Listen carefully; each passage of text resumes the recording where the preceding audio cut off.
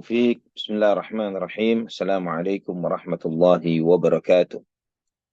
إن الحمد لله نحمده ونستعينه ونستغفره ونعوذ بالله من شرور أنفسنا وسيئات أعمالنا. من يهده الله فلا مضل له ومن يضلل فلا هادي له. أشهد أن لا إله إلا الله وحده لا شريك له وأشهد أن محمدا عبده ورسوله لا نبي بعده. اللهم صل وسلم وبارك على عبدك ونبيك محمد وعلى آله وصحبه ومن اهتدى بهديه إلى يوم القيامة. قال الله جل وعلا: يا أيها الذين آمنوا اتقوا الله حق تقاته ولا تموتن إلا وأنتم مسلمون. أما بعد.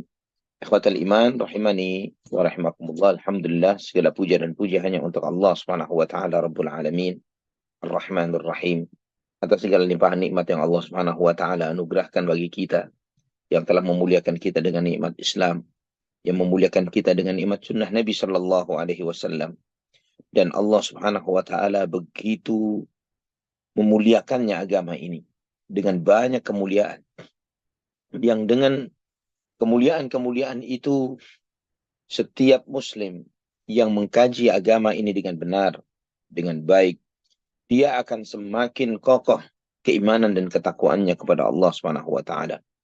Semakin kuat thiqahnya kepada dinul Islam, semakin yakin bahwa benar-benar agama ini bukanlah buatan manusia, tapi benar-benar wahyu dari wahyu yang diwahyukan oleh Allah Subhanahu wa taala. Yang diantara kemuliaan itu adalah ilmu hadis, sanad, dan bagaimana ilmu rijal. Yang adanya ilmu hadis yang di dalamnya begitu kompleks, begitu detailnya. Para ulama menyeleksi, mengkaji, membedakan setiap berita yang sampai kepada mereka untuk memastikan benar dan tidak benarnya suatu berita, terutama secara spesifik adalah hadis Nabi Shallallahu Alaihi Wasallam. Suatu informasi, apakah informasi itu layak diterima atau tidak? Apakah informasi itu benar atau tidak? Dan ikhwatal iman rahimani wa rahimakumullah, ilmu hadis ini adalah di antara keunggulan agama Islam yang tidak dimiliki di dalam agama yang lainnya. Sehingga ada salah seorang penulis, dari penulisnya umat Islam, mereka mencoba mengkaji Alkitab, secara khusus adalah Injil yang 4, Matius, Markus, Lukas, Yohanes, dengan menggunakan metode ilmu hadis. Untuk mengetahui kesahihan dari setiap riwayat yang sampai, ya, dengan mengkaji metode ilmu hadis, apakah benar setiap ayat yang disampaikan di dalam Alkitab itu sahih, benar-benar adalah sabda Yesus atau tidak. Dan ternyata ikhwatal iman rahimani wa rahimakumullah, dengan metode yang dipakai di dalam ilmu hadis, yang kita tahu bahwa Al-Quranul Karim, kenapa tidak menggunakan metode ilmu hadis? Sebetulnya menggunakannya, bahkan lebih dari itu. Al-Quran yang antum baca, Al-Quran yang antum hafal, semua itu diriwayatkan secara mutawatir. Ya, riwayatnya itu mutawatir. Apa itu maksudnya mutawatir? Maksudnya adalah riwayat itu begitu masif dan banyaknya. Begitu banyaknya. Dari generasi lintas generasi, sehingga karena banyaknya periwayat-periwayat dari ayat-ayat Al-Quran yang antum baca, yang antum hafalkan itu, membuat mustahilnya sejumlah sumber informasi yang sebegitu besarnya, begitu luasnya, begitu banyaknya, begitu beragamnya, begitu tidak ketemunya satu dengan yang lainnya, tapi menyampaikan informasi yang sama. Mustahil informasi yang seperti ini adalah hasil rekayasa dan karangan. Itulah riwayat mutawatir. Al-Quranul Karim diriwayatkan secara mutawatir. Sehingga antum ketika membaca mushaf, membaca Al-Quranul Karim, biasanya di dalam edisi-edisi tertentu, terutama jika itu cetakan Saudi Arabia misalnya, maka antum atau cetakan-cetakan Timur Tengah secara keseluruhan, di bagian belakang itu disebutkan tentang riwayat mushaf. Riwayat mushaf ini berdasarkan qiraahnya siapa, sanadnya bagaimana, dan seterusnya. Jadi Al-Quran pun juga menggunakan metode itu untuk menunjukkan otentisitas keaslian setiap ayat yang antum baca benar-benar bersumber dari Nabi Shallallahu Alaihi Wasallam yang beliau terima dari malaikat Jibril alaihi salam. Nah, apa jadinya jika Alkitab dikaji, dibahas dengan menggunakan ilmu hadis? Apakah sanadnya nyambung? Siapa susunan periwayatnya? Ya, bagaimana jika tidak nyambung bahwa ada seorang saksi yang menyampaikan suatu informasi tentang Yesus misalnya, padahal dia tidak sezaman dengannya. Contoh, sekedar contoh saja. Di dalam ilmu hadis, seorang tabi'in yang kelas yang top, yang luar biasa seperti Al-Imam Al-Hasan Al-Basri, rahimahullah, imam besar, imam luar biasa. Ketika beliau menyampaikan qala Rasulullah sallallahu alaihi wasallam, Imam Hasan Al-Basri seorang imam yang kita semuanya sering mendengar nama beliau. Ketika dia menyampaikan suatu hadis, dia bertanggung jawab untuk menyampaikan dari siapa dia mendengar hadis tersebut. Karena semua periwayat hadis, semua pencatat sejarah, pencatat kehidupan masing-masing orang alim menyadari dan mengetahui bahwa Al-Imam Al-Hasan Al-Basri tidak sezaman dan tidak ketemu dengan Nabi Muhammad SAW. Artinya, ketika ada sampai hadis kepada beliau, maka hadis itu pasti melalui sumber. Ya, melalui sumber. Tidak tiba-tiba Al-Imam Al-Hasan Al-Basri mendengarkan hadis itu langsung dari Nabi Muhammad SAW. Siapa sumbernya? Siapa sumbernya? Karena seringnya Al-Imam Al-Hasan Al-Basri menyampaikan hadis tanpa menyebutkan sumbernya, maka ini di dalam ilmu hadis disebut tadlis. Ya, praktek ini disebut tadlis, dengan menyembunyikan sumber informannya. Walaupun orangnya saleh, tapi belum tentu dia mengambil dari orang yang saleh. Belum tentu mengambil dari sumber orang yang saleh. Belum tentu mengambil dari sumber orang yang benar.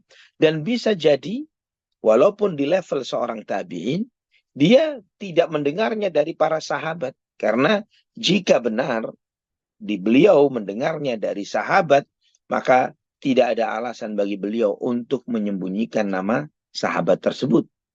Pasti ada alasan tertentu yang menyebabkan beliau menyembunyikan atau tidak dengan terang-terangan menyampaikan siapa sumber informan yang beliau sampaikan. Maka oleh karena itulah di dalam kajian ilmu hadis, Al-Imam Al-Hasan Al-Basri jika tidak dengan sarahah, dengan terang-terangan menyampaikan saya mendengar dari siapa, namun hanya mengatakan bahwa Nabi SAW bersabda begitu saja tanpa menyebutkan siapa sumber informannya, maka riwayat itu didhaifkan oleh para ulama. Karena tadlis ini tadi. Karena disebutkan hadis munqati', hadis yang terputus atau hadis mursal, ya, hadis mursal, ya, hadis mursal itu bertingkat-tingkat sanad macamnya, beragam macamnya. Di antaranya adalah ketika seorang tabi'in meriwayatkan dari Nabi Shallallahu Alaihi Wasallam, ya, menyampaikan tentang suatu informasi yang ada di zaman Nabi SAW, tapi dengan tidak menyebutkan siapa sumber informannya dari kalangan para sahabat. Dan itu di antara bagian hadis yang dhaif di antara para ulama. Ikhwatal iman, rahimani wa rahimakumullah. Prolog ini Ana sampaikan kepada antum dengan tujuan supaya antum sedikit tabah dan bersabar, karena untuk kajian kesempatan malam hari ini lebih banyak kepada diskusi berdasarkan latar belakang ilmu hadis terkait dengan riwayat-riwayat yang disampaikan dari banyak buku-buku sirah, buku-buku sejarah yang menyampaikan tentang kisah suami dari Ummu Habibah, ya, nasib suami dari Ummu Habibah radhiyallahu anha sebelum beliau menikah dengan Rasulullah sallallahu alaihi wasallam. Ikhwatal iman rahimani wa rahimakumullah. Kita mengetahui bahwa Sepulangnya Nabi Muhammad sallallahu alaihi wasallam dari Khaybar, beliau menemui istri beliau, yaitu Ummu Habibah Ramlah binti Abi Sufyan radhiyallahu anha, yang telah menanti beliau sepulangnya Ummu Habibah dari Habasyah bersama rombongannya Ja'far bin Abi Thalib radhiyallahu anhu dan para sahabatnya. Ummu Habibah tidak menyusul Rasulullah SAW ke Khaybar, namun beliau menantinya di kota Madinah. Dan sebagaimana telah kita bahas pada kajian-kajian sebelumnya, bahwa Rasulullah SAW mengirim utusan kepada An-Najasyi, yaitu Amr bin Umayyah Ad-Damri, untuk menikahkan Rasulullah SAW dengan Ummu Habibah. Dan juga Nabi SAW mengutus Ja'far untuk membawa pulang Ummu Habibah radhiyallahu anha. Ummu Habibah ini adalah sepupu Rasulullah SAW. Tidak ada istri Nabi yang memiliki kedekatan kekerabatan seperti beliau. Dan tidak ada wanita atau istri Nabi SAW yang diberi mahar semahal atau sebesar Ummu Habibah radhiyallahu anha. Dan tidak ada istri Nabi SAW yang dinikahi oleh Nabi SAW dan posisinya sangat jauh dari beliau seperti Ummu Habibah radhiyallahu anha. Ummu Habibah, kisah beliau bahwa beliau ini hijrah ke Habasyah bersama suaminya, yaitu Ubaidillah bin Jahash. Dan suaminya ini, Ubaidillah bin Jahash, meninggal di Habasyah. Saya sampaikan beberapa riwayat tentang hal ini. Ibnu Sa'ad di dalam tabaqatnya, dengan sanadnya yang di dalam sanad itu ada seorang perawi yang bernama Al-Waqidi, ya, penulis sirah dan penulis sejarah, dari Ibnu Abbas radhiyallahu anhuma, ketika menjelaskan firman Allah dalam surat Al-Mumtahanah ayat 7, asallahu an yaj'ala bainakum wa bainal ladzina 'adaitum minhum mawaddah. Semoga Allah Subhanahu wa taala menjadikan antara kalian dan orang-orang yang kalian musuhi di antara mereka, Allah menjadikan kasih sayang di antara kalian. Beliau menyampaikan bahwa Ibnu Abbas mengatakan, hina tazawwajan Nabiyyu sallallahu alaihi wasallam Umma Habibah binta Abi Sufyan. Menjadikan mawaddah, kasih sayang di sini adalah dengan bentuknya. Apa bentuknya? Kata Ibnu Abbas, yaitu ketika Nabi SAW menikahi Ummu Habibah, putri dari Abu Sufyan, musuh yang sedemikian kuat menentang Rasulullah SAW. Putrinya dinikah oleh Nabi SAW. Muqatil bin Hayyan pun menjelaskan bahwa ayat ini, surat Al-Mumtahanah ayat 7, inna hadhil ayata nazalat fi Abi Sufyan lianna Rasulullah sallallahu alaihi wasallam tazawwaja ibnatahu fakanat hadhihi mawaddata ma bainahu wa bainah. Bahwa ayat ini turun terkait dengan Abu Sufyan radhiyallahu anhu, karena Nabi sallallahu alaihi wasallam menikahi putrinya, yang ini menjadi awal hubungan kasih sayang antara Nabi sallallahu alaihi wasallam dengan musuh bebuyutannya, ya, musuh yang terus-menerus menjadi sumber memancing permasalahan antara orang-orang kaum muslimin dengan orang-orang kafir Quraisy, ya, dan orang-orang kafir yang lainnya. Namun ini menjadi melunak dengan menikahnya Rasulullah SAW dengan Ummu Habibah putrinya. Ikhwatal iman rahimani wa rahimakumullah. Walaupun perkataan Muqatil bin Hayyan ini ditolak oleh Al-Hafidh Ibnu Katsir rahimahullah. Beliau mengatakan bahwa fil ladzi qalahu Muqatil nazar. Dari apa yang diucapkan Muqatil ini ada tidak 100% benar. Fa inna Rasulullah sallallahu alaihi wasallam tazawwaja bi ummi Habibah binti Abi Sufyan qabla al-fath wa Abu Sufyan innama aslama lailatal fath bila khilaf. Karena Nabi sallallahu alaihi wasallam menikahi Ummu Habibah sebelum peristiwa Fathu Makkah. Sedangkan Abu Sufyan masuk Islam pada malam Fathu Makkah tanpa ada perselisihan di antara para periwayat atau para sejarawan tentang hal ini. Ikhwatal iman rahimani wa rahimakumullah. Usia Ummu Habibah ketika dinikah oleh Nabi SAW Usia beliau kurang lebih 33 tahunan. Ya, usia Ummu Habibah 33 tahunan. Dan beliau meninggal, Ummu Habibah radhiyallahu anha meninggal dunia di tahun 44 Hijriyah di masa kekhilafahan saudaranya yaitu Muawiyah ibnu Abi Sufyan radhiyallahu anhu.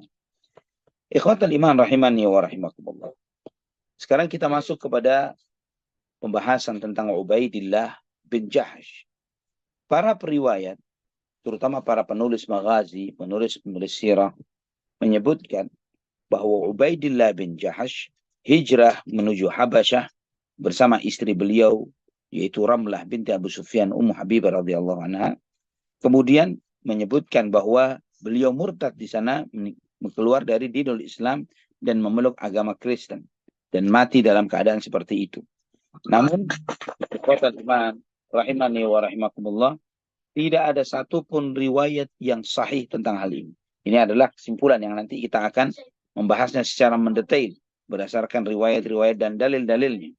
Bahkan sebaliknya, yang kita lihat, yang kita baca dalam riwayat-riwayat yang sahih dalam Sahih Bukhari dan yang lainnya menunjukkan bahwa dalil-dalil yang sahih menunjukkan bahwa Ubaidillah bin Jahsh radhiyallahu an wafat sebagai seorang muslim. Ikhwatal iman rahimani wa rahimakumullah. Bahkan para muhaqqiq, tidak sedikit dari para ahli tahqiq dari kalangan ulama ahli hadis, di antara Syekh Muhammad Nasiruddin Al-Albani dan yang lainnya, menyebutkan tentang hal ini, tentang kenyataan ini. Ya, di antaranya banyak sekali para muhaqqiq yang membahas akan hal ini. Kita melihat beberapa riwayat yang menyebutkan murtadnya Ubaidillah bin Jahsh. Ya, apakah riwayat-riwayat itu sahih atau tidak?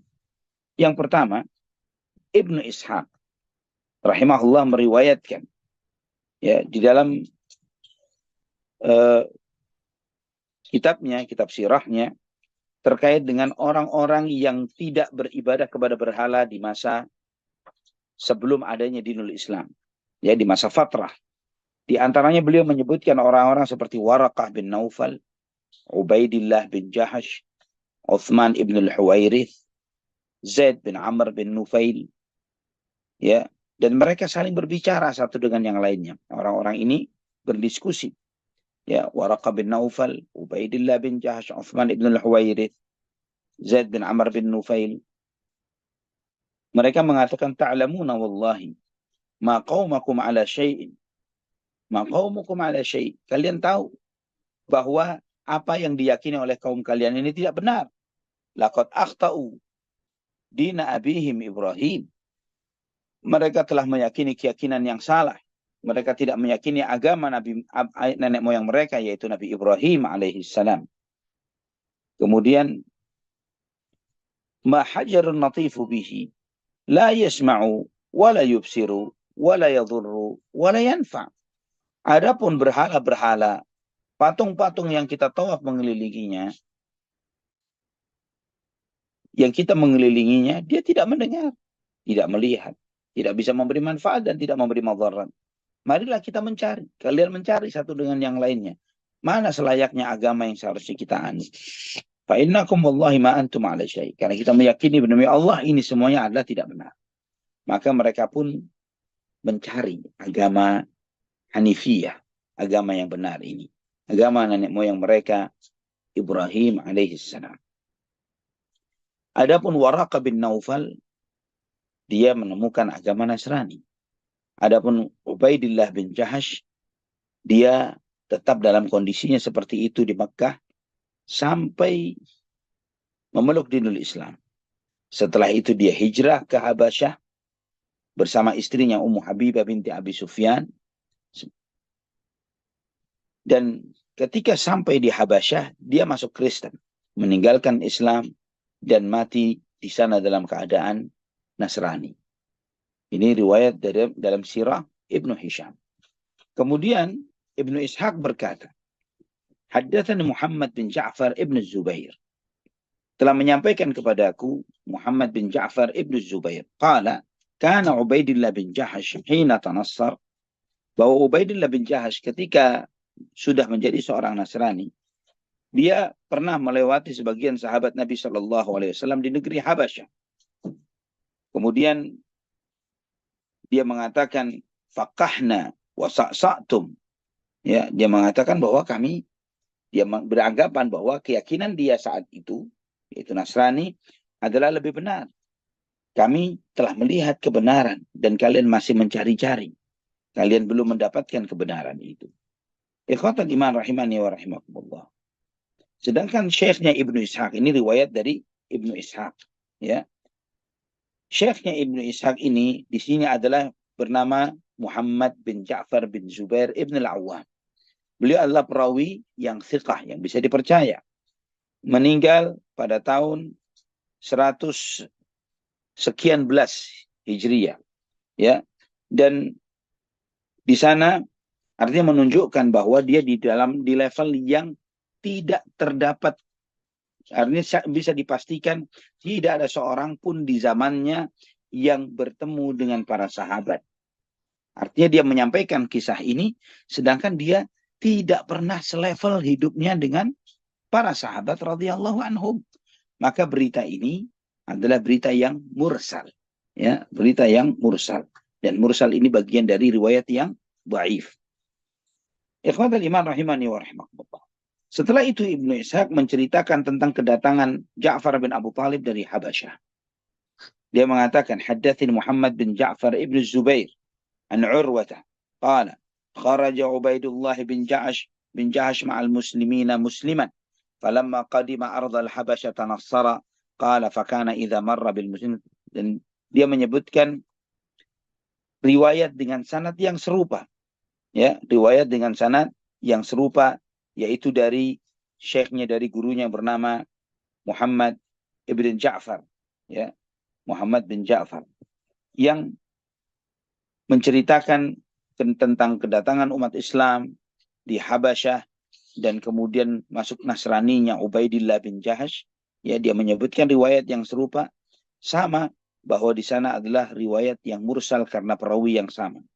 Dan ikhwatal iman rahimani wa rahimakumullah, dua sanad ini yang ternyata adalah mursal, artinya dhaif, adalah riwayat yang paling sahih yang bisa dijadikan pedoman dan pegangan untuk menunjukkan bahwa Ubaidillah bin Jahash murtad dan masuk Kristen.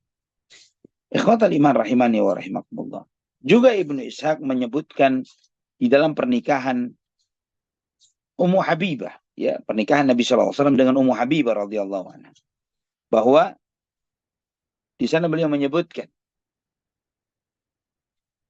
kemudian Nabi SAW menikah setelah dengan Zainab. Nabi SAW menikah dengan Ummu Habibah binti Abi Sufyan, yang sebelumnya adalah istri dari Ubaidillah bin Jahash yang meninggal di negeri Habasyah, yang masuk Nasrani setelah masuk Islam. Dan itu pun riwayat ini disebutkan oleh Ibnu Ishaq tanpa sanad. Ya, dalam sirah disebutkan dalam sirah Ibnu Hisham, dan itu pun dia menyebutkannya tanpa menyebutkan sanad. Artinya tidak memiliki kebenaran sumber, kebenaran berita dan informasi dari apa yang disampaikan. Juga Ibnu Sa'ad di dalam kitab Tabaqatnya menyebutkan, akhbarana Muhammad bin Umar haddatsana Abdullah bin Amr bin Zuhair an Ismail bin Amr bin Sa'id ibn al-As qala, ya, beliau menyampaikan sanadnya, telah menyampaikan kepada kami Muhammad bin Umar, telah menyampaikan kepada kami Abdullah bin Amr bin Zuhair dari Ismail bin Amr bin Sa'id ibn al-As. Beliau menyampaikan Ummu Habibah berkata, ya, sanad ini sampai kepada Amr, anak dari Sa'id ibn al-As. Ya, dia menyampaikan bahwa Ummu Habibah mengatakan bahwa dia pernah bermimpi melihat suaminya Ubaidillah bin Jahash dengan tampilan yang sangat buruk. Maka aku pun takut. Dan aku pun berkata, kata Ummu Habibah, demi Allah, dia telah berubah. Dia telah berubah. Maka di pagi hari, Ummu Habibah bercerita bahwa suaminya berkata kepadanya, ya Ummu Habibah, inni nazartu fid dini falam ara dinan khairan minan nasraniyah. Wahai Ummu Habibah, aku perhatikan bahwa agama yang terbaik adalah agama Nasrani. dan aku telah memeluk agama itu. Dan ikhwatal iman rahimani wa rahimakumullah. Kemudian dia mengatakan, setelah itu aku memeluk agama Nabi Muhammad SAW, dan setelah saat ini, dia mengatakan begitu di dalam riwayat ini, aku kembali kepada agama Nasrani. Maka aku pun berkata, kata Ummu Habibah, wallahi ma khairun lak. Demi Allah tidak ada kebaikan untukmu. Dan kemudian Ummu Habibah menceritakan mimpi yang dilihatnya. Dan tetap dia tidak bergeming dengan apa yang dia lakukan. Wa akabba alal khamri hatta mat. Dan dia mabuk-mabukan sampai wafat. Ikhwatal iman rahimani wa rahimakumullah. Juga riwayat yang lainnya, di dalam Tabaqatul Kubra Ibnu Sa'ad ini, dia meriwayatkan juga dari ketika menyebutkan beberapa istri Nabi SAW, ketika menyebutkan tentang kisah Ummu Habibah radhiyallahu anha, beliau menyebutkan bahwa sebelum dinikah oleh Nabi SAW, dia adalah istri dari Ubaidillah bin Jahash, yang dia masuk Islam, kemudian hijrah ke Habasyah, kemudian dia murtad dan memeluk agama Kristen, dan mati di sana di dalam agama Kristen tersebut. Ikhwatal iman rahimani wa rahimakumullah. Dua riwayat yang diriwayatkan oleh Ibnu Sa'ad di dalam tabaqatnya ini, dua-duanya dia meriwayatkannya dari Al-Waqidi. Dan dia adalah seorang periwayat yang semua ulama ahli hadis mengatakan bahwa riwayatnya adalah matruk, ditinggalkan, tidak bisa dijadikan sebagai pegangan dan hujjah, walaupun Al-Waqidi memiliki keluasan ilmu. Ikhwatal iman rahimani wa rahimakumullah. Demikian pula Al-Hakim di dalam Mustadraknya meriwayatkan dari Az-Zuhri, Imam Az-Zuhri pun secara mursal, ya, yang di dalam artinya mursal itu Az-Zuhri di antara kalangan tabi'in yang meriwayatkan tentang kehidupan di zaman Nabi SAW atau zaman para sahabat, di mana dia menyebutkan di dalam riwayat tersebut bahwa Ubaidillah bin Jahash terfitnah memeluk agama Nasrani dan mati sebagai seorang Nasrani, ya, dan menetapkan keislaman dari Ummu Habibah, dan Ummu Habibah enggan untuk memeluk agama Kristen. Ini diriwayatkan juga oleh Al-Hakim dalam Mustadraknya, ya, tapi sanadnya adalah mursal dhaif. Juga dia meriwayatkan sanad yang bersambung tapi melalui jalur Al-Waqidi yang merupakan perawi yang matruk, yang ditinggalkan ini, ya, yang terkait dengan mimpi Ummu Habibah ini. Jadi riwayatnya ini adalah riwayat yang sangat lemah, ya. Karena seperti riwayatnya Ibnu Sa'ad, dan itu merupakan riwayat mursalnya Az-Zuhri adalah di antara mursal yang lemah, ya, sangat dilemahkan oleh para ulama. Kenapa sangat dilemahkan? Ikhwatal iman rahimani wa rahimakumullah. Al-Imam Az-Zahabi, antum jika ingin mengetahui Imam Zahabi ini adalah ulama di abad ke-7 Hijriyah, ahli dalam ilmu rijalul hadis, salah seorang murid dari Syekhul Islam Ibnu Taimiyah rahimahullah. Beliau yang mengumpulkan tentang periwayatan hadis dan mendudukkan hadis demi hadis, perawi demi perawi. Beliau menyampaikan tentang perkataan Yahya bin Sa'id Al-Qattan yang menyampaikan mursaluz zuhriyu syarrun min mursali ghairihi li'annahu hafidhun wa kullu ma qadira an yusammiya samma wa innama yatruku man la yuhibbu an yusammiyahu. Kata Yahya bin Sa'id Al-Qattan rahimahullah, beliau menyebutkan bahwa jika Al-Imam Az-Zuhri seorang imam besar di kalangan tabi'in, ya, ketika beliau menyampaikan suatu hadis, suatu riwayat secara mursal, maka mursalnya Az-Zuhri pasti sangat buruk keadaannya. Pasti sangat jelek ketika keadaan dari riwayat tersebut. Kenapa? Karena beliau seorang hafiz, seorang alim besar, seorang yang sangat paham ilmu hadis.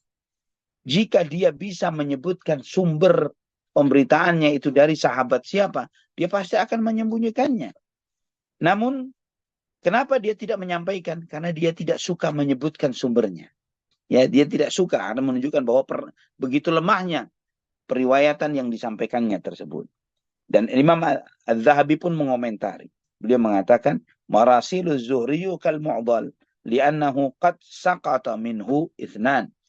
Jadi, mursalnya Az-Zuhri itu seperti riwayat yang mu'dal, yaitu riwayat yang lebih dari satu orang periwayat yang terputus, ya, lebih dari satu orang yang terputus antara dia dengan Nabi Muhammad SAW. Lebih dari satu orang, lebih parah daripada mursal, ya, karena lebih dari satu orang. Maka Kata beliau, kata Imam Az-Zahabi, wala yusawwaru an nadhunna bihi annahu asqata sahabiyya faqat. Maka tidak boleh dikatakan bahwa beliau hanya menghilangkan nama seorang sahabat, ya. Karena jika dia memiliki sumber langsung dari salah seorang sahabat Nabi, pasti dia akan menjelaskannya. Namun karena dia tidak sanggup untuk menyebutkan hal itu, maka mursalnya dia, ya, ini adalah mursal yang sangat berat, ya, periwayatan yang menunjukkan lemah yang sangat berat.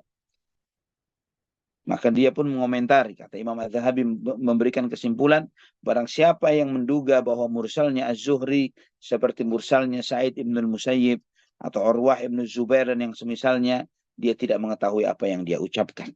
Ya, namun lebih tepatnya dia mursalnya seperti mursalnya Qatadah dan yang lainnya. Ini lebih pendalaman terkait dengan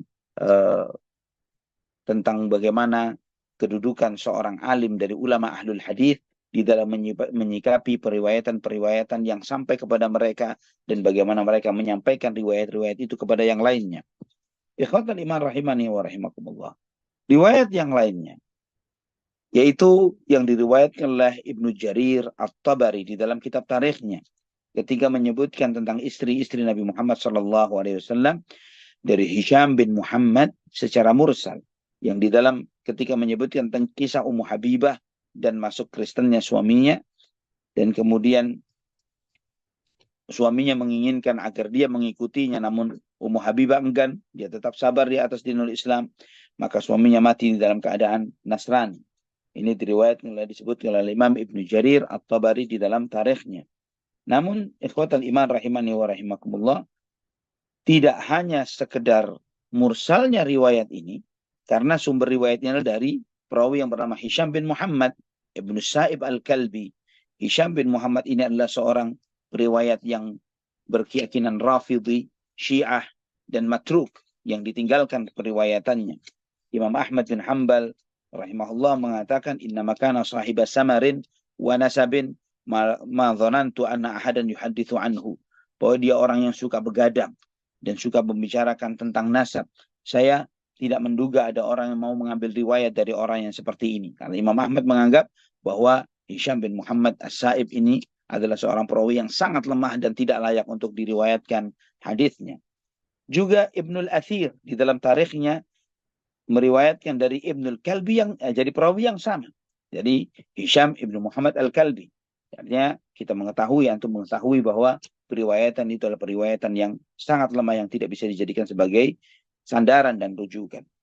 Al-Imam Al-Baihaqi di dalam kitab Ad-Dalailun Nubuwah meriwayatkan dari jalur Ibnu Lahiyah dari Abil Aswad dari Urwah, ya, dan menyampaikan di antara Bani Asad, di antara Bani Asad bin Khuzaimah ada seseorang yang bernama Ubaidillah bin Jahash yang mati di negeri Habasyah sebagai seorang Nasrani, dan di saat itu dia bersama istrinya yaitu Ummu Habibah binti Abi Sufyan yang namanya adalah Ramlah, yang kemudian dinikahi nantinya oleh Nabi SAW.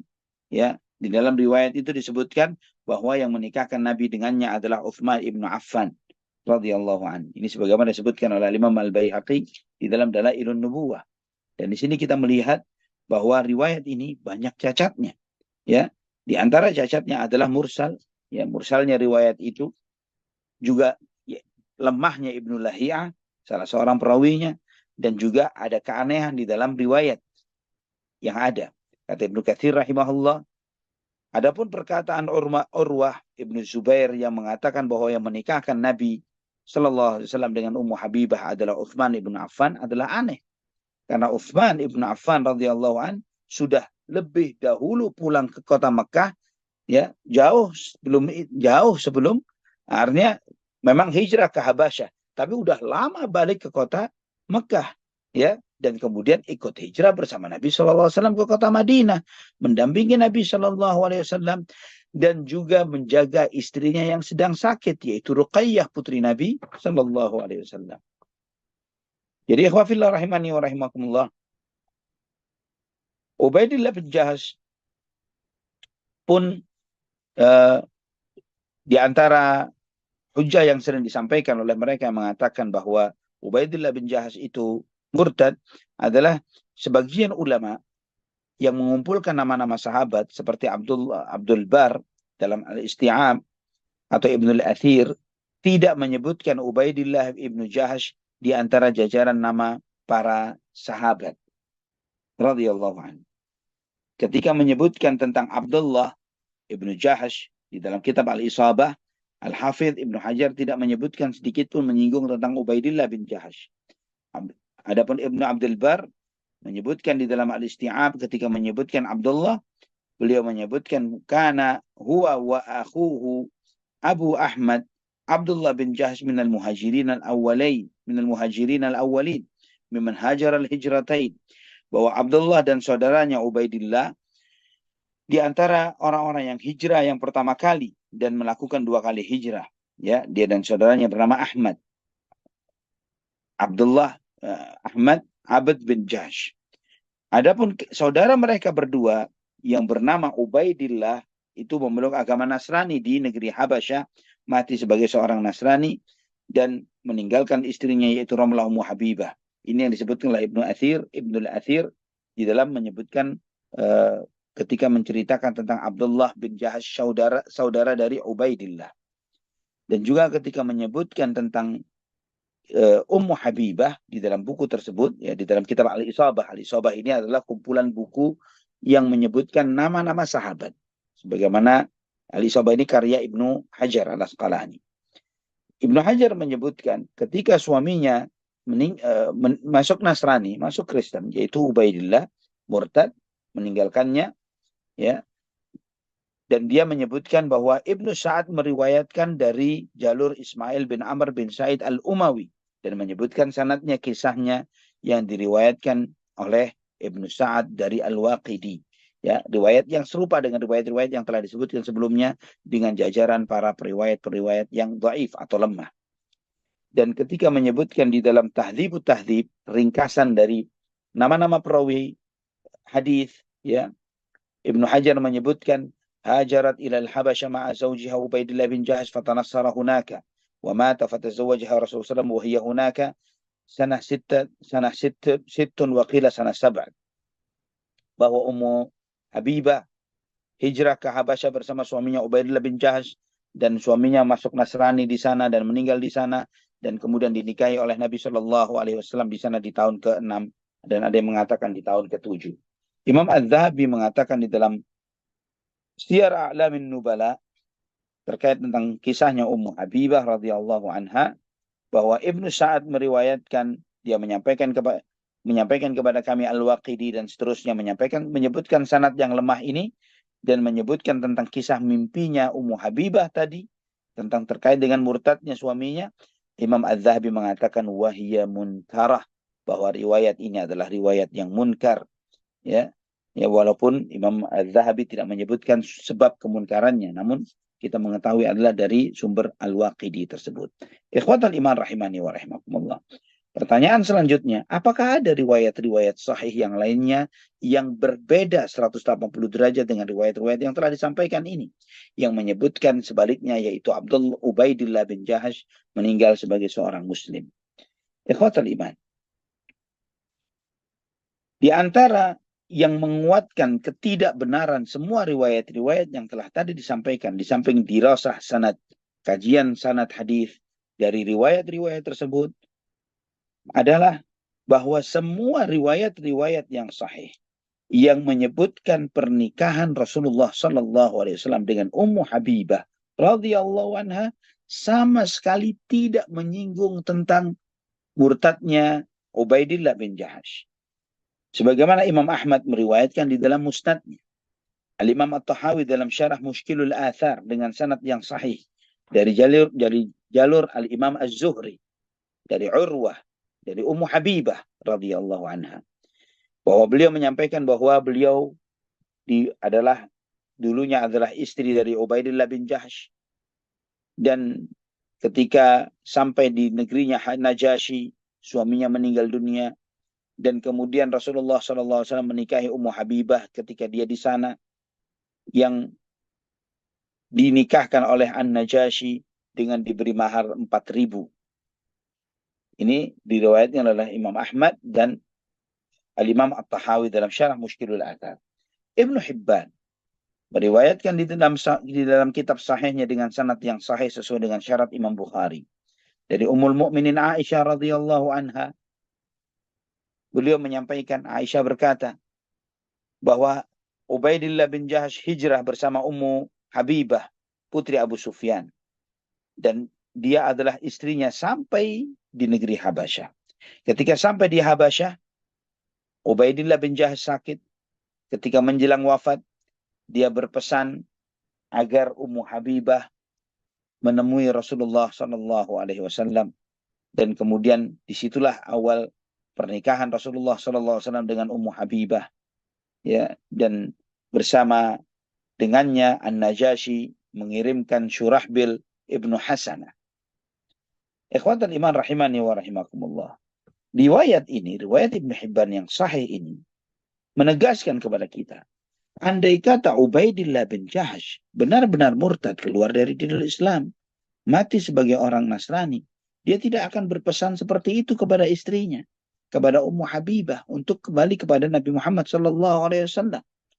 Ya, terlebih lagi, sebagaimana di dalam riwayat-riwayat yang, di antara riwayat-riwayat yang memang cukup banyak, ya, namun semuanya adalah lemah. Di dalam beberapa riwayat itu disebutkan, riwayat-riwayat yang lemah ini, bahwa Ubaidillah bin Jahash itu mencela Rasulullah SAW, atau bahkan mencela Islam dan yang lain sebagainya. Bagaimana dia mencela Islam, mencela Nabi Muhammad SAW, namun di akhir hayatnya dia berpesan kepada istrinya tersebut agar kembali kepada Nabi SAW, dan kemudian agar dinikah oleh Rasulullah SAW. Ikhwatal iman rahimani wa rahimakumullah. Maka dari apa yang disampaikan sebelumnya, ini menunjukkan kepada kita bahwa semua riwayat murtadnya Ubaidillah bin Jahash itu tidak benar, dengan akumulasi dalil yang cukup banyak. Di antaranya, bahwa tidak ada satupun riwayat yang sahih yang bersambung. Ya, yang adapun yang bersambung adalah dari jalur Al-Waqidi, dan dia sangat lemah. Adapun dari jalur yang mursal, yaitu dari jalur Urwah ibn Zubair. Dan ikhwatan iman rahimani wa rahimakumullah, riwayat yang mursal ini tidak bisa dijadikan hujjah dengan kasus yang seperti ini. Terkait lagi, ya, di dalam menyampaikan suatu keputusan hukum tentang sesuatu, atau menjelaskan tentang status keislaman seseorang, tentang kemurtadan seseorang. Ini adalah suatu perkara yang berat, perkara yang besar, yang tidak boleh hanya dengan katanya dan katanya, dengan informasi yang tidak valid, yang tidak bisa dipastikan kevalidannya, kemudian itu dijadikan sebagai acuan untuk menilai status keislaman atau ketidakislaman seseorang. Ini bicara umum. Apalagi bicara tentang seseorang yang termasuk dalam kategori kalangan para sahabat radhiyallahu anhum, yang mereka minas sabiqinal awwalin, yang pertama kali masuk Islam, yang hijrah, melakukan hijrah ke Habasyah radhiyallahu anhum ajma'in, yang kemudian dengan riwayat-riwayat yang sangat lemah ini kemudian dijadikan sebagai acuan untuk menilai kemurtadan salah seorang di antara mereka. Ikhwatal iman rahimani wa rahimakumullah. Kemudian di antara hujjah yang lainnya, bahwa riwayat-riwayat yang sahih di dalam pernikahan Ummu Habibah dengan Rasulullah SAW, tidak ada satupun dari riwayat-riwayat yang sahih itu menyebutkan murtadnya suaminya. Ya, sebagaimana dalam riwayat Imam Ahmad, Abu Ja'far At-Tahawi, dan Ibnu Hibban rahimahumullah ajma'in. Ikhwatan iman rahimani wa rahimakumullah. Ditambah lagi hujah yang lain yang semakin menguatkan mustahilnya, murtadnya salah seorang dari para sahabat ini, yaitu adalah bahwa Ubaidillah bin Jahash meninggalkan Makkah menuju Habasyah untuk menyelamatkan agamanya bersama istrinya. Dia meninggalkan Makkah dengan ke tempat yang sedemikian jauhnya. Dan Ubaidillah bin Jahash ini, terlebih lagi, dia memang dari awalnya berada di dalam agama fitrah. Sebelum memeluk Islam, dia memiliki permusuhan yang sangat kuat dengan orang-orang musyrikin Quraisy yang menyembah berhala. Dan bagaimana dia dengan Waraqah bin Naufal dan yang lainnya berusaha mencari agama Hanafiyah, agama Ibrahim alaihissalam. Ya. Dan ini ikhwatal iman rahimani wa rahimakumullah, adalah suatu hal yang aneh jika kemudian disampaikan setelah dia mencari-cari kebenaran, mencari agama Hanifiyah ini, kemudian dia memeluk agama Nasrani, sedangkan dia tahu bahwa para rahib-rahib Kristen yang hidup di zaman itu, sebagian besarnya mereka menceritakan bisyarah, kabar gembira akan diutusnya Nabi Muhammad SAW, sebagaimana kita membaca dari kisahnya Waraqah bin Naufal yang begitu yakin yang datang kepada Nabi SAW adalah malaikat Jibril. Ikhwatul iman rahimani wa rahimakumullah. Bagaimana seseorang yang sedang menanti-nanti, mencari-cari agama yang benar, agama warisan Nabi Ibrahim alaihissalam, ketika dia mendapatkan itu langsung dari sumber aslinya, sumber asatunya, sumber yang paling validnya, kemudian dia meninggalkannya, ini adalah sesuatu yang paling mustahil. Ikhwatul iman rahimani wa rahimakumullah. Juga bahwa pernikahan Nabi SAW dengan Ummu Habibah itu di tahun ke-6 atau tahun ke-7 Hijriyah. Ya, yang disebutkan bahwa murtadnya Ubaidillah bin Jahash adalah sebelum itu. Dan ini adalah di mana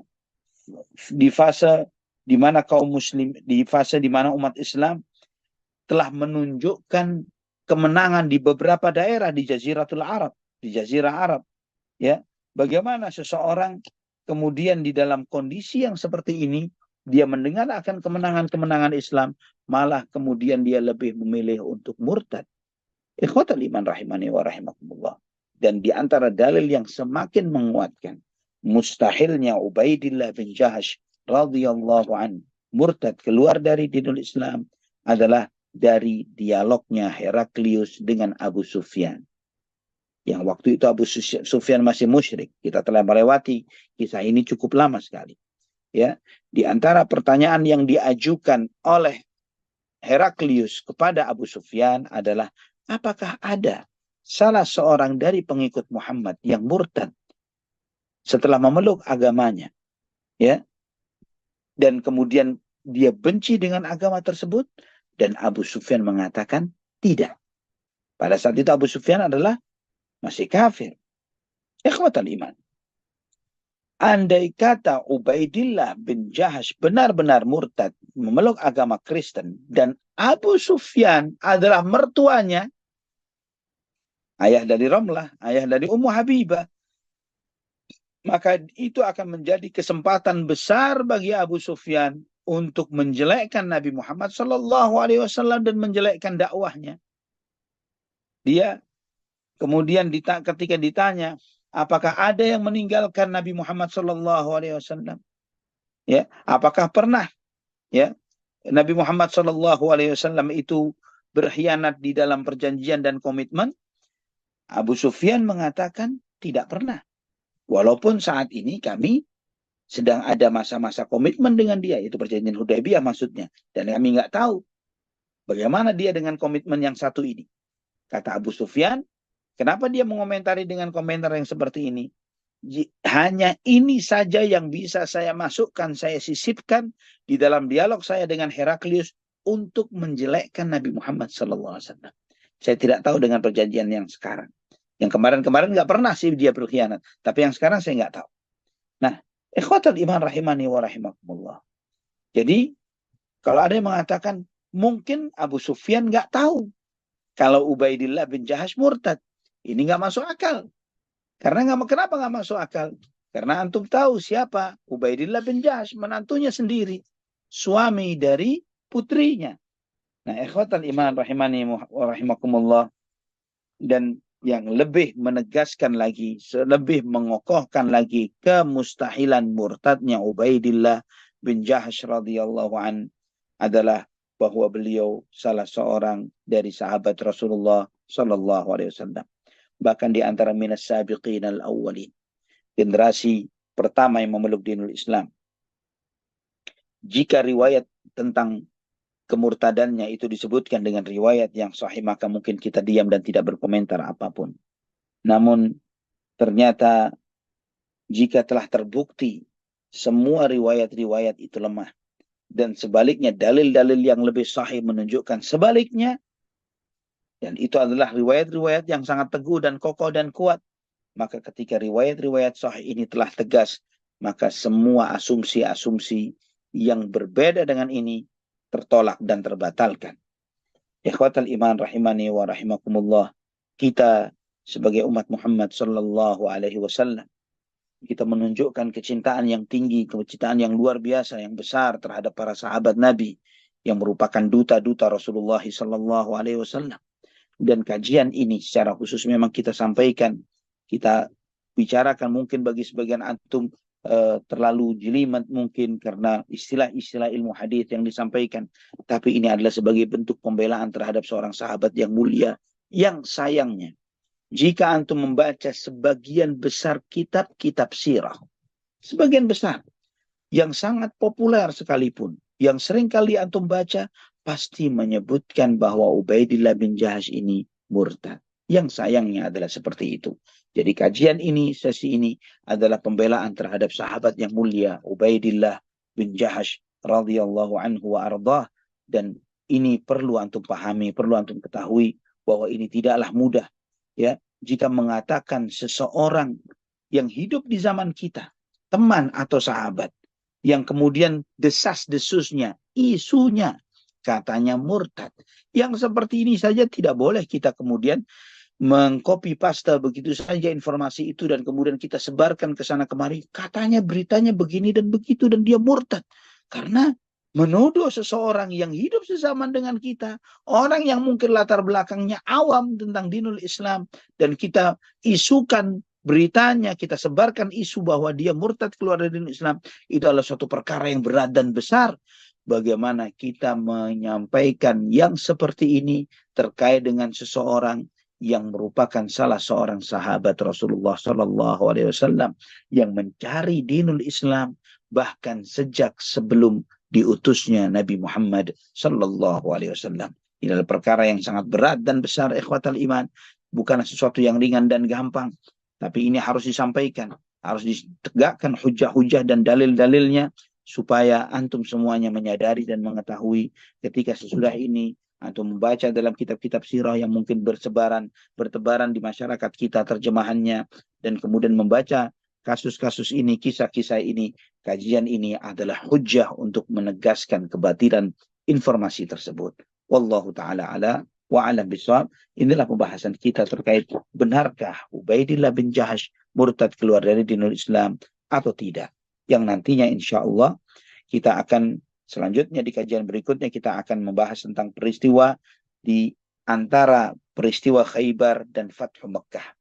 Ada sebuah peristiwa yang disebut dengan Ghazwah Dzatir Riqa', ya, perang Dzatir Riqa', yang itu salah satu peperangan yang sangat berat yang dijalani oleh para sahabat Nabi radhiyallahu anhum. Kenapa disebut Dzatir Riqa'? Riqa' itu artinya adalah sobekan kain. Ya, riqa itu artinya sobekan kain. Apa maksudnya? Yaitu para sahabat mereka melakukan perjalanan yang sangat berat untuk berjihad di jalan Allah, sehingga membuat sandal-sandal dan sepatu-sepatu mereka menipis dan sudah tidak bisa lagi menahan terik panasnya matahari untuk menjadi alas kaki-kaki mereka, maka mereka membungkus kaki mereka dengan kain sebagai gantinya sepatu yang sudah tipis itu tadi, supaya mereka tidak kepanasan di dalam perjalanan jihad mereka bersama Rasulullah Sallallahu Alaihi Wasallam. Detailnya riwayat ini, insya Allah kita akan membahasnya pada kesempatan yang akan datang. Wallahu a'lam bishawab. Barakallahu fiikum. Baik, Masya Allah, Barakallahu fiik, ya Ustadi. Alhamdulillah begitu jelas dan terperinci untuk Ubaidillah bin Jahash ini, bahwa beliau uh, radhiyallahu an tidak murtad, alias sampai akhir hayatnya masih menjadi seorang muslim, insya Allah. Baik, Alhamdulillah kita mau masuki sesi 2, yang ini sesi tanya jawab, dan Masya Allah di sini sudah ada yang bertanya langsung. Yang pertama pertanyaan melalui chat box di Zoom meeting ini dari Bapak Hairus Hamzah.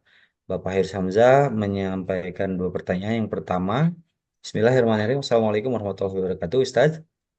Waalaikumsalam warahmatullahi wabarakatuh. Pertanyaan pertama, apakah hadis riwayat mursal yang banyak boleh terangkat menjadi riwayat sahih? Demikian Ustaz pertanyaannya.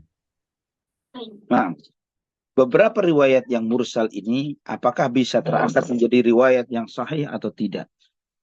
Di dalam kajian ini, ikhwatal iman rahimani wa rahimakumullah, dilihat dari sudut pandang para ahlul hadis atau para ahli fiqih.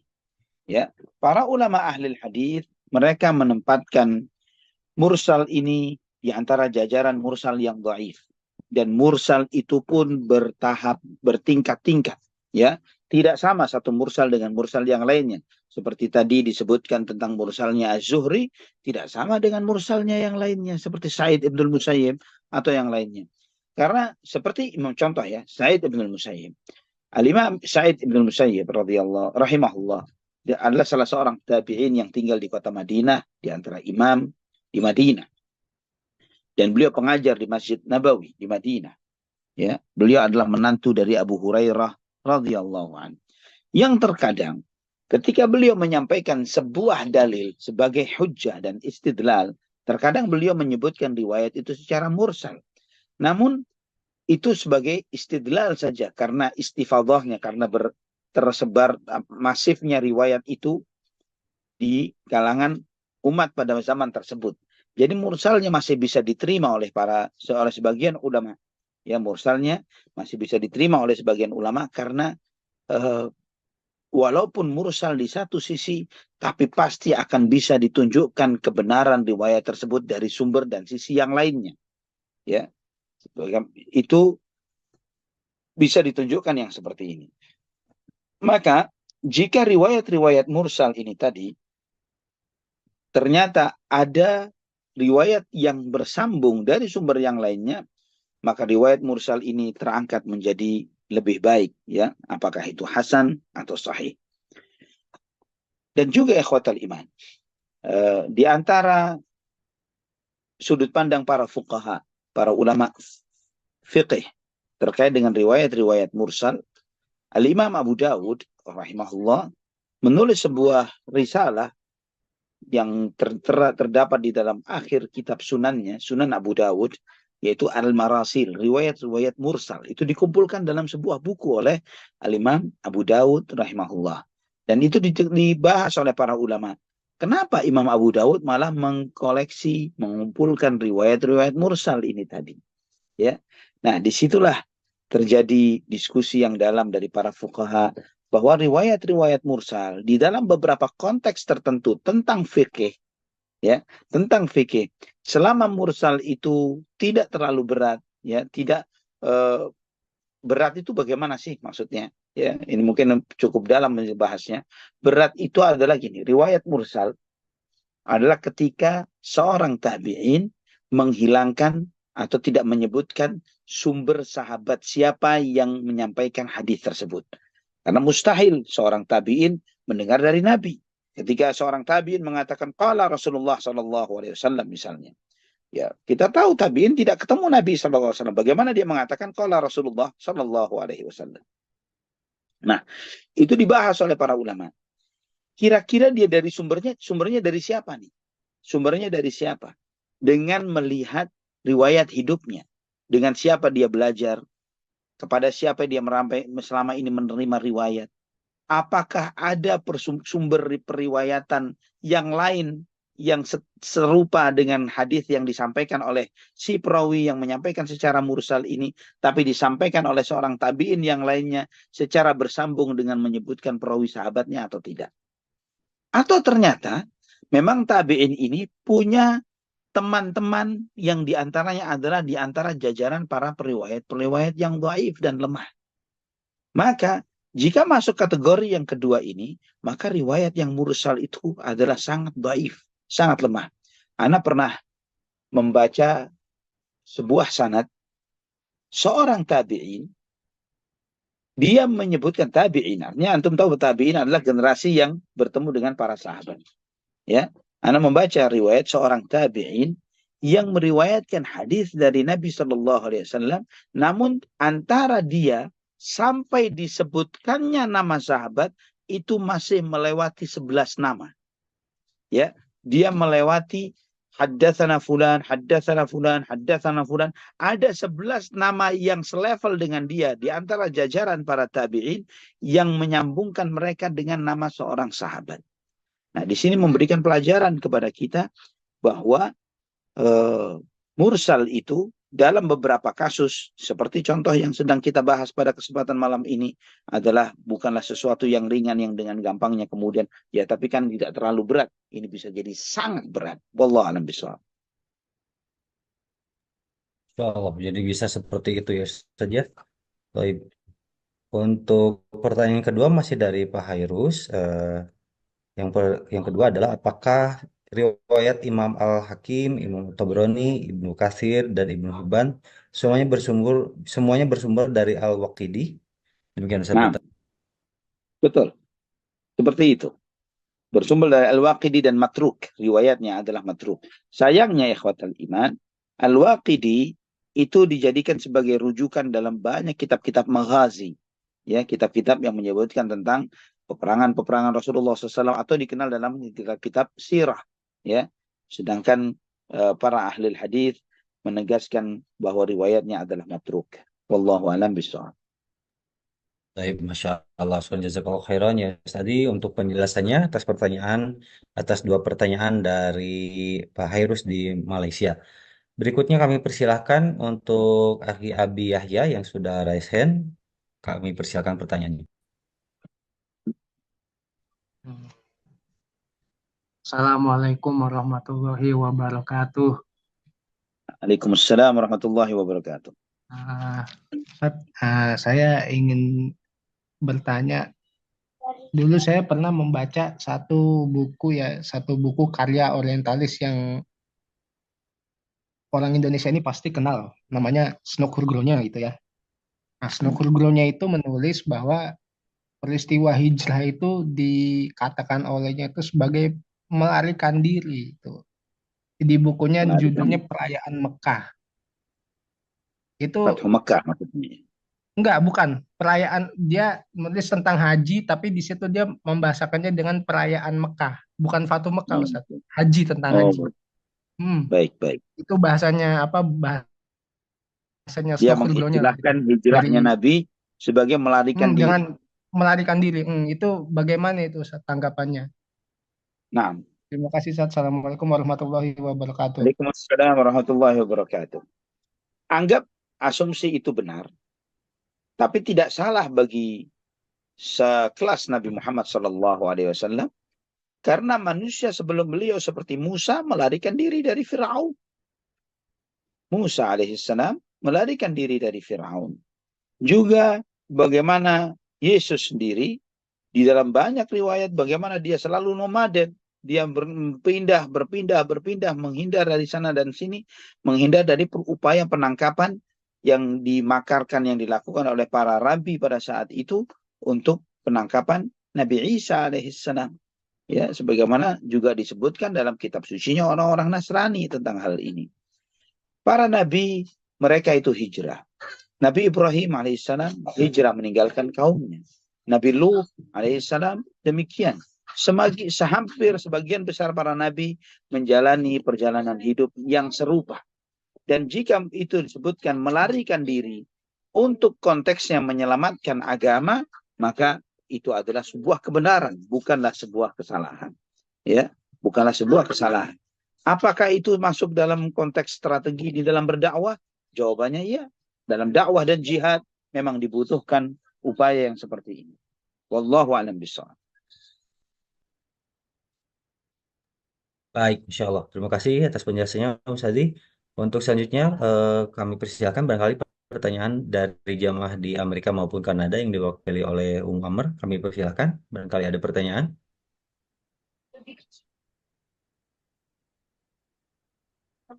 Afwan, Anda tambahkan sedikit. Amr sedikit, Afwan, saya tambahkan poin sedikit terkait dengan apa yang antum baca, Abu Zaki, terkait dengan membaca tulisan Snook Hurgronya atau yang semisalnya dari kalangan para orientalis. Hendaklah antum lebih berhati-hati, ya, jangan coba-coba racun, ya, jangan coba-coba racun, karena coba-coba racun ini berbahaya, ya, karena orang kalau misalnya coba-coba menu sehat itu baik, Ya, ana mau coba-coba nih baca Sahih Bukhari, coba-coba baca Sahih Muslim, coba-coba baca kitab-kitab para ulama, misalnya buku-buku yang ditulis oleh para a'immah, para ulama, Imam Nawawi, Ibnu Taimiyah, atau yang lainnya. Itu adalah suatu kemuliaan. Tapi ketika coba-coba, mencoba menu sehat. Kalau coba-coba, Anda coba ada racun baru nih, produk baru nih, atau produk lama, tapi kok penasaran, pengen tahu rasanya, jangan pernah coba-coba. Ya, untuk racun. Karena racun itu bisa membunuhmu, bisa membunuh kita. Kalau mati racun, mencoba racun, mati fisik kita. Tapi kalau itu adalah racun dalam hal akidah, keyakinan, pemikiran, gagasan, ide yang terkait dengan keyakinan kepada Allah Subhanahu wa taala, jangan pernah coba-coba racun akidah. Wallahu a'lam bishawab. Barakallahu fikum. Silakan Ummu Silakan Amar. Muhammad. Iya, jazakumullahu khairan Kang Zain. Alhamdulillah, jazakumullahu khairan Ustadz atas penjelasan hari ini. Seperti yang Ustadz bilang tadi, memang agak butuh konsentrasi menyimak kajian tentang periwayatan hadis. Yang Nah, ingin ditanyakan Ustadz, ketika Ustadz tadi menjelaskan secara detail, Masya Allah, mungkin kalau ibu-ibu majelis taklim, ujungnya yang diambil Ustadz. Jadi apakah dengan keyakinan yang tadi Ustadz jelaskan, iya. lantas kita ibu-ibu yang menyimak hanya bisa mengucapkan, oke, kita yakin bahwa Ubaidillah sahabat Rasulullah SAW tidak murtad. Apakah dengan cara yang seperti ini misalnya kita menyampaikan khususnya untuk anggota keluarga kita diperbolehkan Ustadz? Karena kalau menjelaskan detail seperti yang Ustadz jelaskan itu tidak mungkin. Itu yang pertama Ustadz. Yang kedua Ustadz, kalau misalnya kita di rumah memiliki tafsir Al-Quran yang ketika dulu membeli, kami tidak tahu Ustadz bahwa tafsir Al-Quran yang ada di Indonesia, kalau dulu cuma sedikit, cuma limited Ustadz. Dan itu ternyata ada tafsir yang dari tokoh yang kita kenal berindikasikan Syiah. Nah kalau tafsirnya ada Ustadz, itu bagaimana perlakuannya? Boleh disimpan atau sebaiknya dimusnahkan saja? Mohon nasihatnya, jazakumullahu khairan. Wajazakumullahu khair, barakallahu fikum.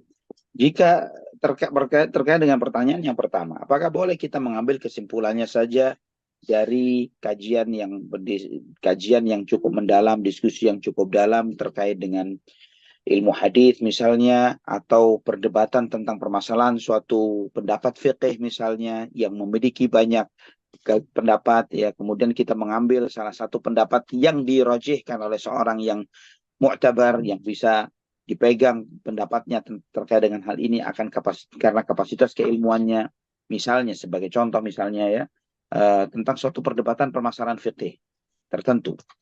Kemudian kita mendengar adanya beberapa pendapat dari fikih tersebut. Dan kemudian antum, salah seorang dari antum mendengar kajian salah seorang ustadz kita yang punya kompetensi di dalam hal ini. Misalnya Ustadz Irwandi Tarmidhi, misalnya hafizahullah, atau Ustadz Firanda hafizahullah, atau Ustadz Arifin Badri hafizahullah, ya terkait dengan diskusi-diskusi permasalahan fikih. Mereka kemudian menyampaikan pendapat A dengan dalil yang seperti ini, pendapat B dengan dalilnya seperti ini, pendapat C dalilnya seperti ini, pendapat D dalilnya seperti ini, dan masing-masing beliau menjelaskan akan poin-poin kelemahan dari pendapat-pendapat itu dan kemudian menguatkan salah satu dari riwayat-riwayat ini atau dari pendapat-pendapat tersebut, dan kemudian kita mengambil kesimpulannya aja deh Ustadz. Ana mau ngambil kesimpulannya yang terancam, yang rajih adalah yang mana, dan Ana mau mengikutinya. Apakah boleh dengan metode yang seperti ini? Boleh. Ya, itu adalah boleh. Karena insya Allah yang nama-nama yang Ana sebut, insya Allah adalah orang-orang yang mudah-mudahan Allah menjaga keikhlasan mereka di dalam menuntut ilmu dan di dalam berdakwah. Orang-orang yang memang berupaya untuk belajar agama ini untuk mencari keridhaan Allah Subhanahu wa taala, mencari kebenaran bukan karena selera kecenderungan hawa nafsunya. Pokok yang menurut hawa nafsunya benar, maka itu adalah benar. Bukanlah orang-orang yang seperti itu, tapi adalah orang-orang yang memang sengaja berusaha mencari kebenaran sesuai dengan apa adanya.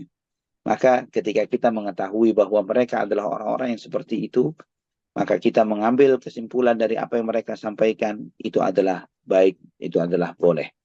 Juga terkait dengan takhrij dan penelitian ilmu hadis. Oleh karena itulah kita membaca buku-buku ringkasan Sahih Bukhari misalnya, ringkasan Sahih Muslim misalnya, atau ringkasan silsilah al-ahadith al-dha'ifah al-Albani misalnya. Semua ringkasan-ringkasan ini, kalau kita merujuk kepada kitab induknya, itu tidak sedikit isinya adalah perdebatan, ya, diskusi. Kalau antum mau membaca kitab silsilah hadis sahih misalnya Al-Albani, silsilah hadis sahih ini kurang lebih 15 jilidan, kurang lebih 15 jilid. Diringkas dalam kurang lebih 2 jilid buku, 2 juz begitu ya, dengan menghilangkan semua diskusi sanad. Karena Syekh Al-Albani rahimahullah ketika menjelaskan hadis ini sahih atau hadis ini dhaif, bisa jadi dalam kurang lebih 15 sampai 20 halaman dengan konsep diskusi yang Ana sampaikan ini hanyalah sesuatu permukaannya saja. Tapi Albani sangat detail di dalam meneliti suatu hadis itu sampai di dalam perdebatan 15-20 halaman. Beliau menyertakan juga jika ada orang yang melemahkan, ya, ada orang yang melemahkan riwayat itu, apa sudut pandangnya, bagaimana beliau menanggapinya, dan seterusnya. Nah ini, jika yang seperti ini, apakah boleh kita hanya mengambil kesimpulannya saja? Jawabannya adalah boleh. Ya, karena itu yang dilakukan oleh para ulama dengan meringkas Sahih Bukhari, meringkas Sahih Muslim, meringkas kitab-kitab para ulama dengan mengambil kesimpulan hukum yang telah mereka sampaikan sebagai faedah untuk diri mereka yang membuat ringkasan tersebut dan memberi faedah kepada yang lainnya termasuk kita semuanya yang awam di dalam ilmu ini. Adapun pertanyaan kedua terkait dengan bagaimana kalau kita mendapati kita telah salah beli buku, ya, salah beli buku terkait dengan buku-buku yang akhirnya kita mengetahui ternyata itu bersumber dari seorang yang berpemikiran sangat sesat, misalnya Syiah Rafidhah atau Khawarij atau yang semisalnya. Ya sekedar contoh saja.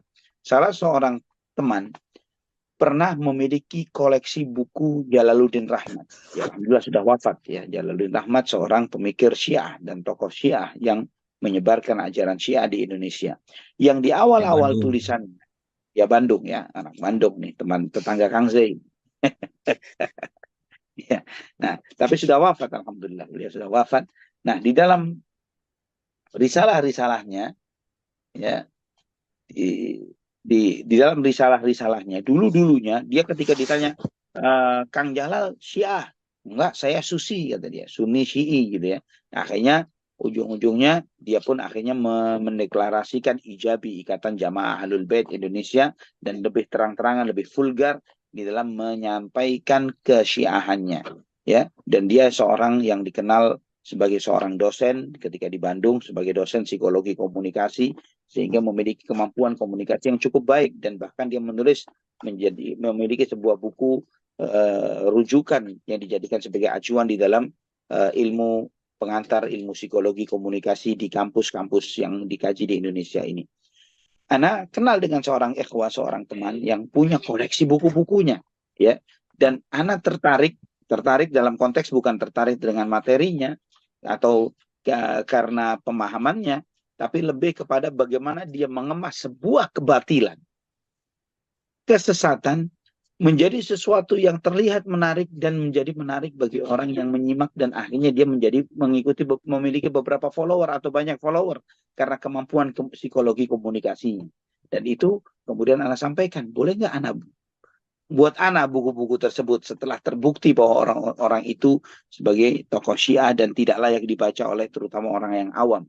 Maka alhamdulillah teman itu memberikan buku-bukunya setumpuk Ana, sampai Ana mendapatkan setumpuk buku-buku Kang Jalal ini, Jalaluddin Rahmat, dan Ana membaca buku-buku itu untuk mengetahui bagaimana dia membuat kamuflase, bagaimana dia mengelabui pembacanya, sehingga beliau menyisipkan racun-racun itu dengan sangat halus kepada para pembacanya dengan memainkan emosi para pembacanya, dipancing dengan begini sehingga kehilangan kemampuan mereka untuk berpikir kritis, untuk mengambil keputusan, untuk mengambil penilaian apakah itu benar atau salah.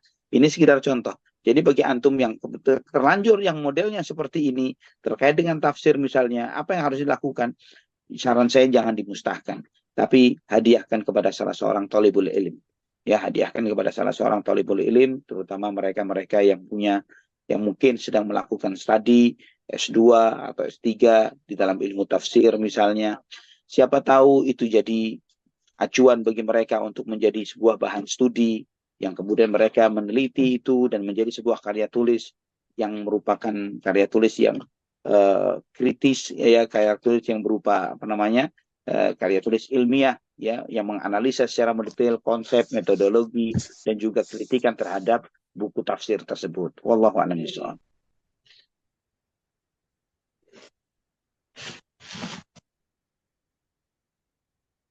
Ya Ustadz, Silakan, jazakumullahu Pak. khairan. Ustadz boleh satu lagi tapi di luar tema. Boleh, silakan.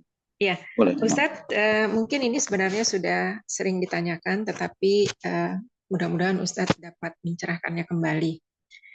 Assalamualaikum warahmatullahi wabarakatuh. Ustadz, mohon nasihatnya ketika kita melakukan safar yang memang syar'i, kemudian apakah ada perbedaan ketika kita melakukan sholat jamak, ketika pergi atau ketika kita pulang? Mohon penjelasannya, jazakumullahu khairan. Menjamak sholat ketika pergi atau pulangnya? Iya, apakah ada perbedaan, Ustaz? Tidak ada perbedaan sama sekali. Tidak ada perbedaan sama sekali selama kita statusnya sudah keluar dari kota kita atau belum masuk ke kota kita, maka kita masih punya hak untuk jamak dan qashar. Namun misalnya ketika kita masih di kota kita, misalnya besok akan safar misalnya, ba'da zuhur, akan safar ba'da zuhur.